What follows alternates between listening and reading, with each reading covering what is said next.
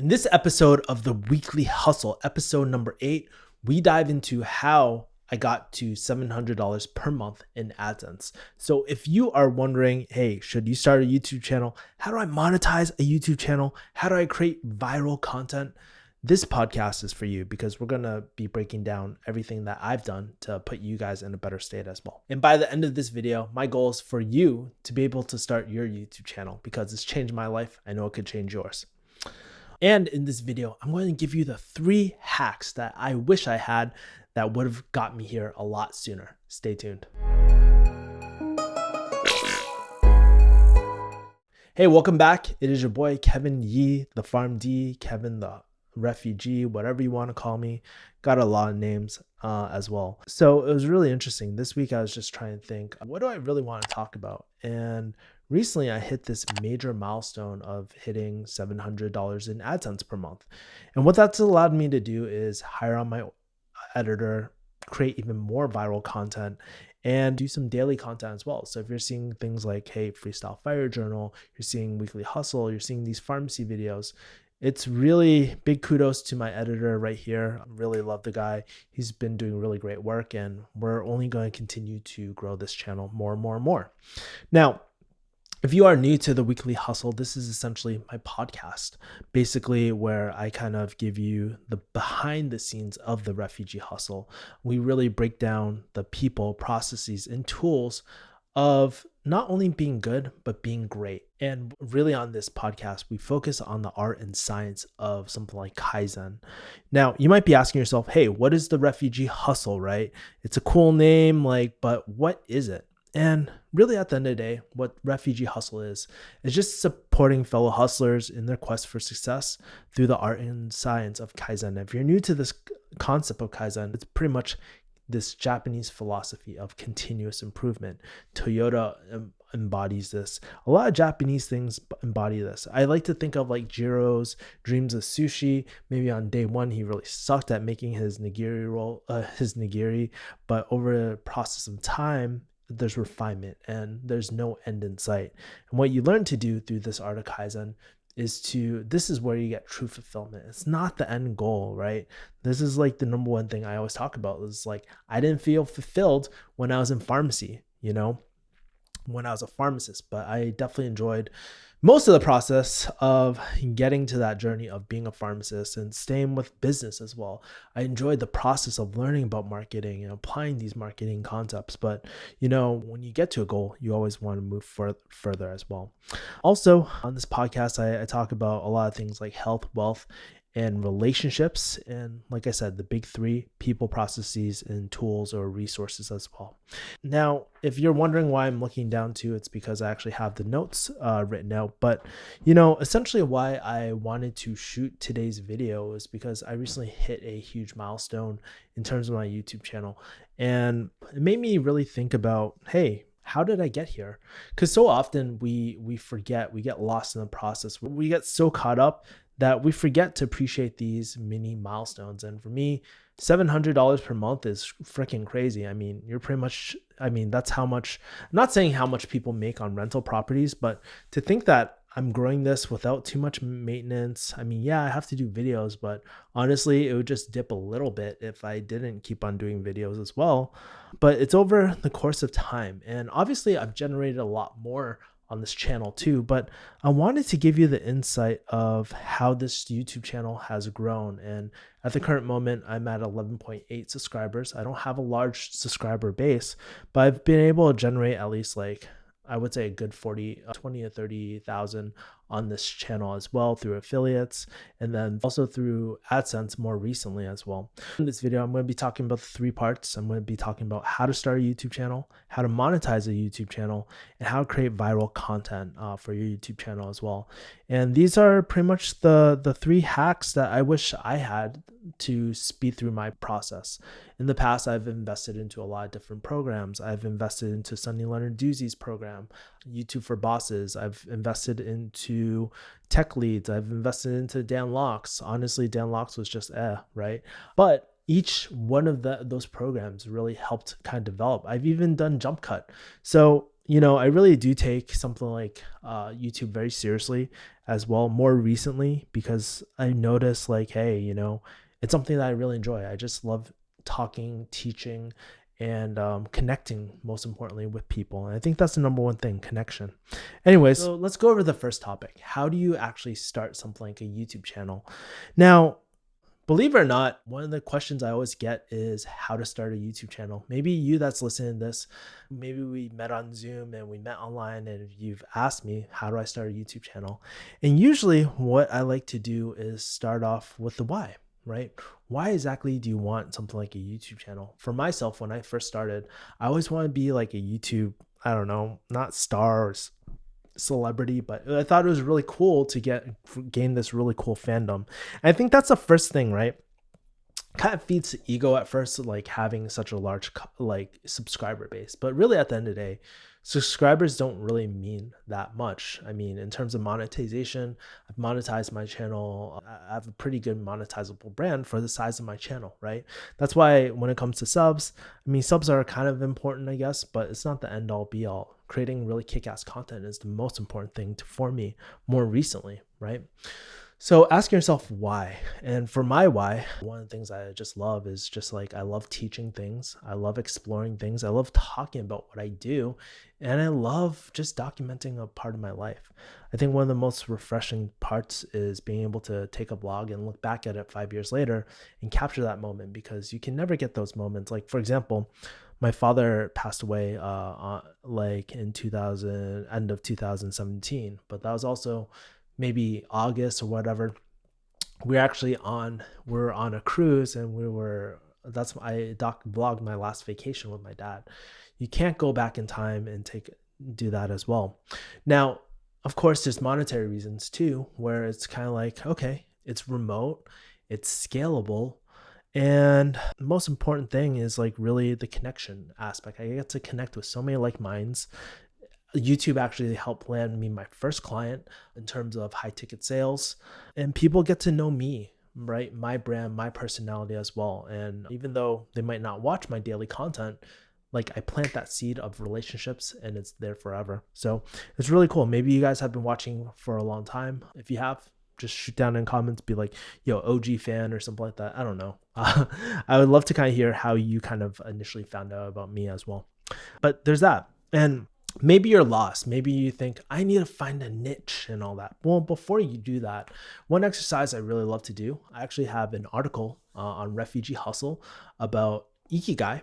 And the Ikigai is really great because it's this philosophy of basically it's finding out what you really love, what the world needs, what you can get paid for, and what you're good at. So I think the Ikigai is a great place to start. And what I was doing with one of my viewers and now friends, we were just kind of breaking down, hey, what are some things that you love doing? Like, what are some things that you love waking up to on a Saturday morning in terms of what are things that you do? And you don't have to think YouTube related, just write down all these things. Have one column on one side, think about what you love. And then the next thing is talk about what things have you been paid for, or what have people told you that, hey, you should actually charge for this, or you're really good at this, right?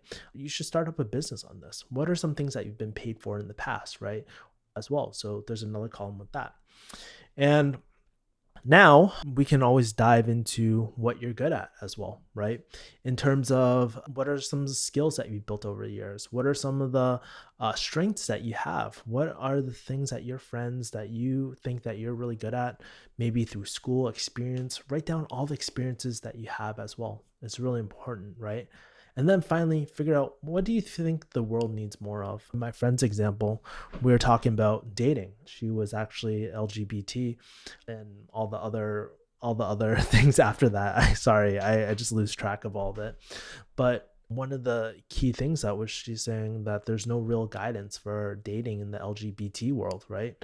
So with that being said, what we want to do is find the commonality between all four, right? And don't force it. It's a really great exercise. I highly recommend you do it. And I think this is a good starting point of finding the niche that you want to do, because eventually you want to find something that you love. You want to find something that you're good at, or you want to get good at as well. You don't have to be great at it right now. That's the power of documentation. You don't have to be amazing at something. figure out what you feel like the market gap needs, or what are some things that are needed as well. And then finally, what you can get paid for as well. I think those are the key 4 things, because then you can create product service offerings like ebooks, courses, anything like that, merch, things like that as well. And by identifying all 4 of those things, I think that's great.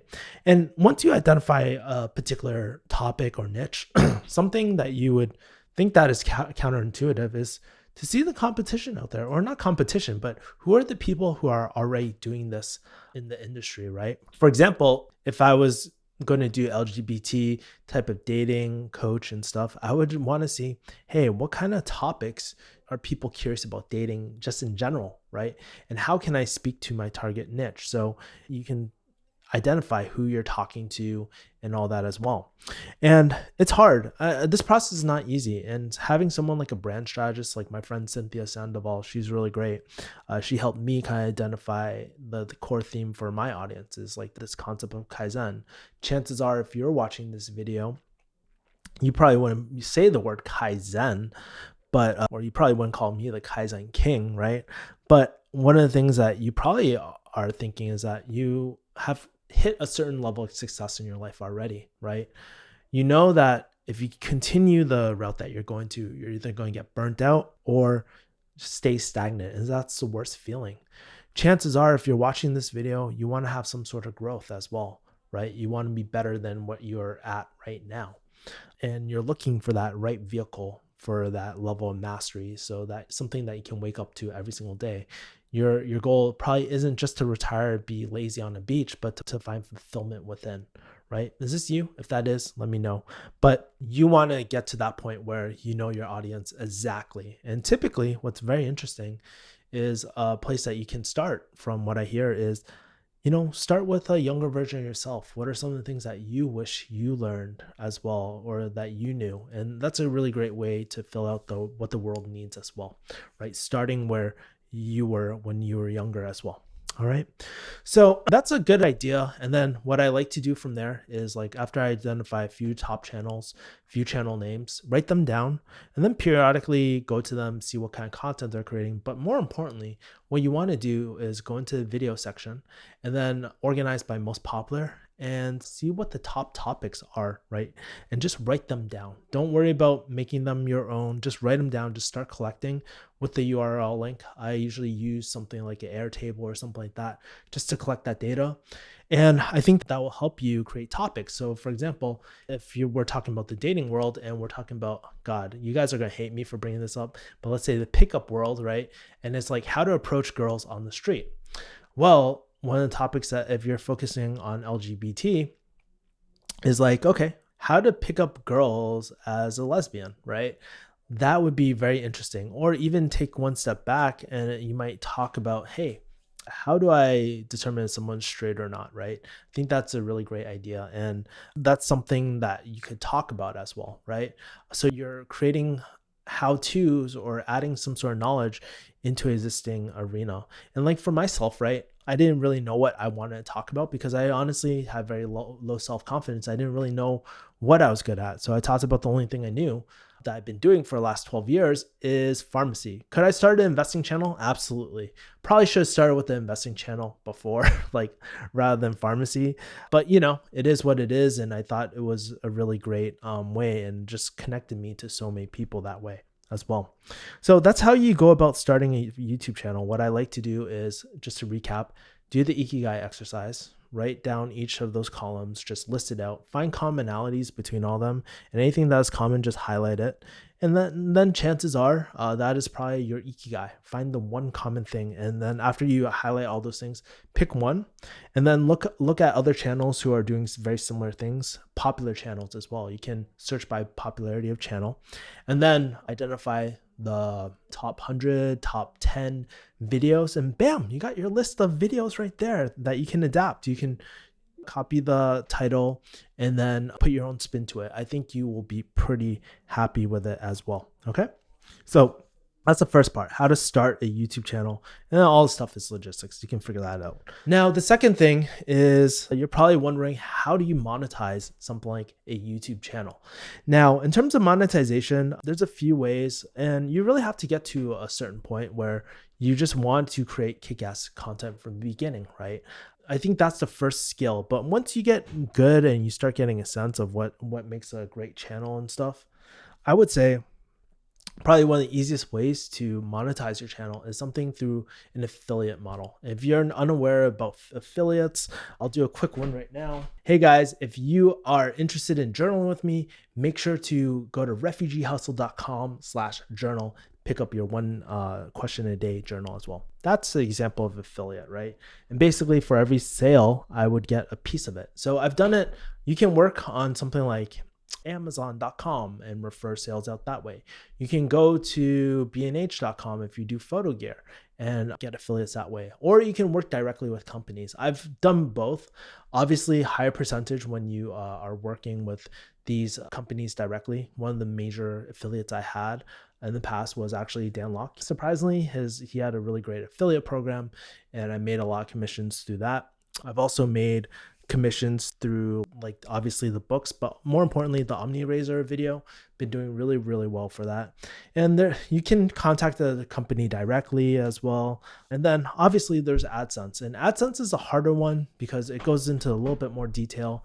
If you don't know what AdSense is, it's pretty much ad money. So when you see ads like in the beginning or after, or maybe even right here, then basically you make some money off of that all the time. Now, in terms of AdSense, you have very little control of that because we've had a lot of incidences like Adpocalypse where YouTube has become a lot more stringent on their ad money, like the ads as well. You can't have controversial topics. You can't talk about conspiracies. You can't do certain things, right?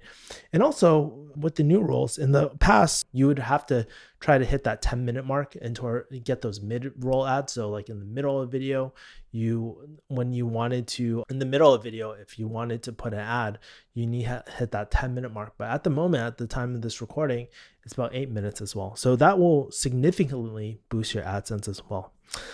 So those are two ways to do a YouTube channel. Also, another thing that you guys can do is like a quick pause. This video is brought to you by Kick-Ass Investing. Hey, want to learn how to invest? Want to learn how to build, optimize, and automate your portfolio? Well, make sure to go to kickassinvesting.com/academy and sign up for Kick-Ass Investing today. Right?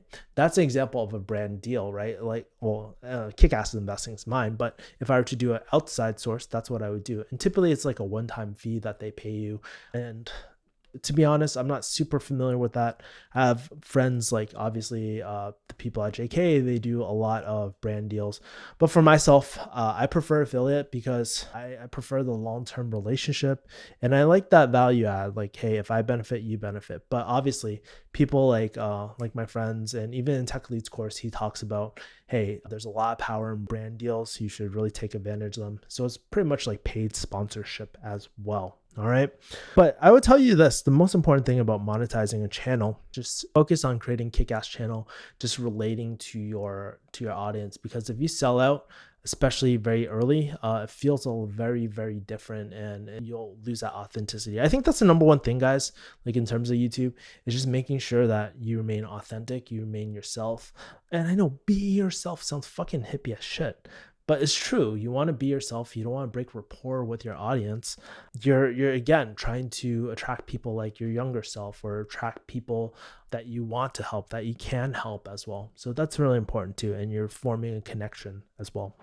Now, the last part is how to create viral content. And viral content is all relative, right? Like, for example, one of my pharmacy videos will never go viral like in the mainstream because it's not applicable to the mainstream. And counterintuitively, you don't want to go super mainstream as well. People won't really remember you for that one viral video. If you post up a cat video, it's like, that's cool. You live on the internet for a little bit, but no one really remembers you. And what we're looking for is that long-term Kaizen sustainability as well, if that makes sense, right?